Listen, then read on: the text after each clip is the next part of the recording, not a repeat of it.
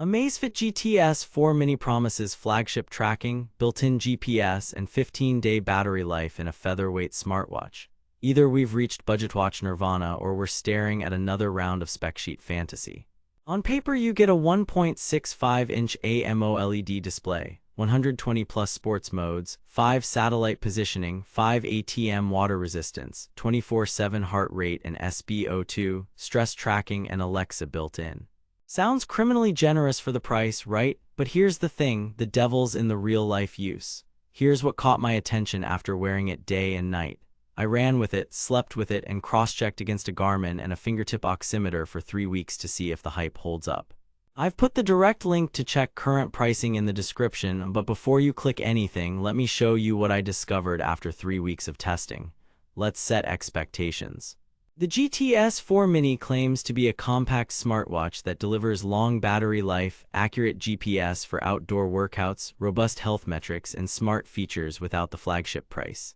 The big promises are up to 15 days typical battery and up to 45 days in battery saver mode, built-in GPS with support for multiple satellite systems, advanced health tracking including heart rate, blood oxygen, stress, sleep stages, and PAI. And Alexa built-in with mini apps via Zepp OS. Sounds awesome, right? Pretty bold claims for something this tiny, but here's where things get interesting. Reality check, they claim up to 15 days of battery life. What you actually get is about 7 to 10 days with real-world settings, all-day heart rate, stress monitoring, sleep tracking with breathing score, roughly 3 GPS workouts per week, notifications on, and auto brightness. Turn on always-on display and automatic SpO2 checks and you're looking at 4 to 6 days. Here's why. AMOLED, AOD, and background sensors are constant power draws, and the GPS chip will chew roughly 4 to 6% per hour. Hitting 15 days is possible only if you use basic watch mode with minimal sensors and no AOD. Let's be real here. The math doesn't support 15 days with everything enabled. They claim accurate GPS thanks to 5 satellite positioning. What you actually get is good but not pro accuracy. In open sky, my 5 km route measured 5.06 km on the GTS 4 Mini versus 5.01 km on a Garmin Forerunner. That's within about 1%. Under tree cover or next to tall buildings, the track wobbled and occasionally cut corners, adding up to 2 to 3% error. Initial lock took 10 to 20 seconds most days. For casual runners and walkers, totally fine. For precision training and pacing through city canyons, you'll notice the drift. They claim advanced health tracking. Reality, heart rate is reliable for steady-state workouts and daily monitoring, usually within 2 to 4 BPM of a chest strap for me, but it lags on rapid intervals. SpO2 spot checks matched my fingertip oximeter within 1 to 2% when I was still. Automatic SpO2 checks overnight worked, but enabling continuous checks during the day noticeably hit battery. Sleep tracking nails duration and start-stop times well, and the breathing score is a nice touch, but REM stage estimates should be taken as estimates, not medical-grade data. It's a helpful wellness picture, not a diagnostic tool. They claim smart features with Alexa and Zepp OS Mini apps. What you get, Alexa replies as on-screen text, not a voice because there's no speaker. The microphone works for commands, but you still need your phone nearby for connectivity. You get basic timers, alarms, to-do, weather, and some light mini apps, plus music controls, but no on-device music storage, no NFC payments in most regions, and limited third-party app ecosystem. Notifications come through, but quick replies only work on Android and they're canned. On iPhone, it's read-only. That's not switching to a smartwatch, that's avoiding expensive confusion. Here's where things get interesting. The watch is ridiculously comfortable. At around 19 grams without the strap and roughly 9 thin, it disappears on your wrist, which makes 24/7 wear easy. But there's a trade-off. The frame uses an aluminum alloy with a plastic back. It looks premium from a distance, but the plastic shell will pick up small scuffs over time if you're rough with it. Battery life. With typical settings, I averaged 8 days. Add 3 45-minute GPS runs and a hike, and I ended the week at 22%. That lines up to around 18 to 20 hours of continuous GPS if you extrapolate the 5% per 30 minutes drain I saw during outdoor runs. With always-on display, battery can drop to about 5% per hour of screen-on time across the day, which is why those 15-day claims collapse when you turn on all the goodies.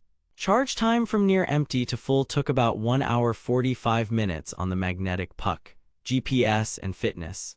Distance accuracy is solid in open areas, wobblier in urban and wooded routes. Pace smoothing is a bit aggressive, so instant pace lags a few seconds. Heart rate tracks steady runs well and walks perfectly. High-intensity intervals show delay versus a chest strap, which is normal for wrist optical sensors. The 120-plus sports modes sound epic, but here's what nobody tells you. Most modes use the same core metrics and are essentially labels. You're not getting sport-specific dynamics like running power or advanced training load. It's fine for casual tracking, not for data nerds. Build and comfort. It's a win.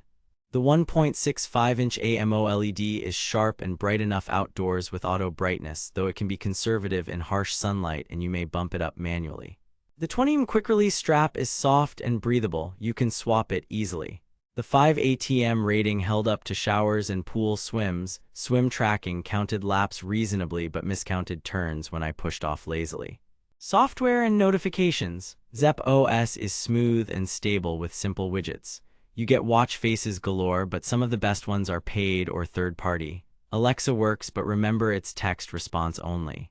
No speaker means calls can only be declined from the wrist, not answered. On Android, you can send quick replies. On iOS, you can't. If you want deep app integration or payments, look elsewhere. Review analysis.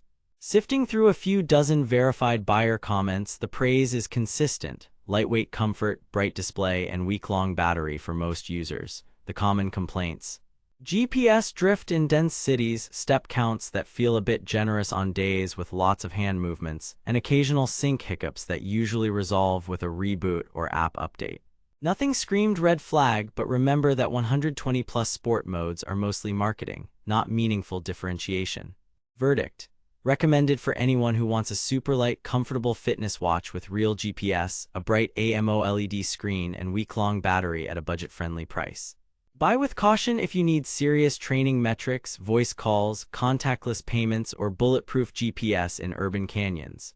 The value is strong, especially when this dips under the $100 to $120 mark on sale.